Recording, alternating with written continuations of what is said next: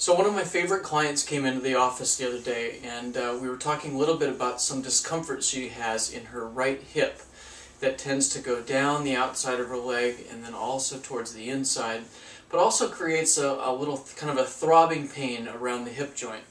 So we did a really gentle lesson in FS and FI just to kind of reset the tone. But some of the work that I gave her to take home was really simple and really easy. So this is a movement pattern and a progression of movement patterns that we looked at to begin how to learn how to free up the hip joint. So it's a very simple and a basic pattern. And you start by lying on your back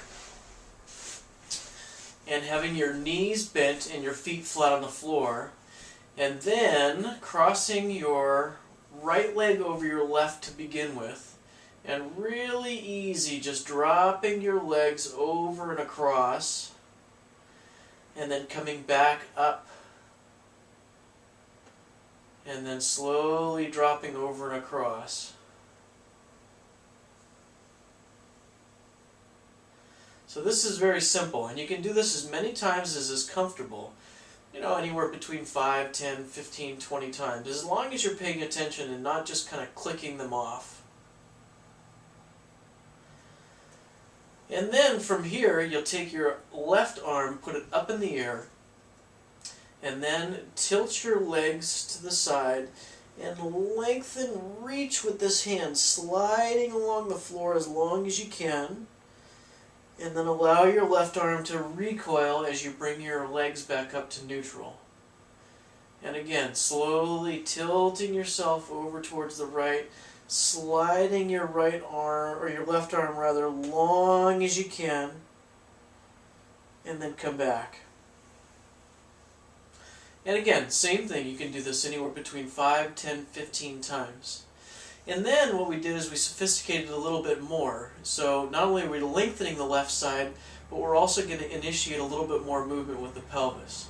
So sliding and tilting your knees over towards the right as far as you can. This hand can reach slightly, but it doesn't necessarily have to. You can experiment, see what works for you. And then with your legs tilted over to the side, you're going to slide your feet in a half moon. So back as far as you can, and then forward as far as you can. So my left foot paints a little half moon on the floor, or an arc. So in order to do that, you really have to initiate from your low back, down through your hip,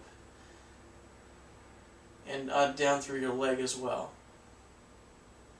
So the next part of this movement that we've got going on was to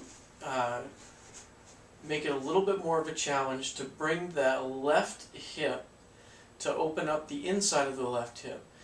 And we can bring the left arm down, and we'll begin to slide the left foot underneath your pelvis, and with your right hand reach down, grab a hold of that foot and slide it through. And then bring it underneath, let your leg go long, and again bring that foot underneath, slide it back under, and with your right hand, slide your foot underneath your pelvis so you can kind of roll yourself over towards your left and then come back. And then with that leg long, again, sliding underneath, reach down with your right hand, and then tuck your pelvis underneath as you roll over to your left. And then come back.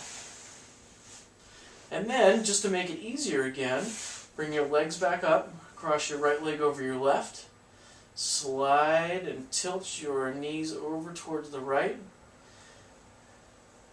and notice the difference in your left hip, your left side body, your left rib cage, and your left hip joint.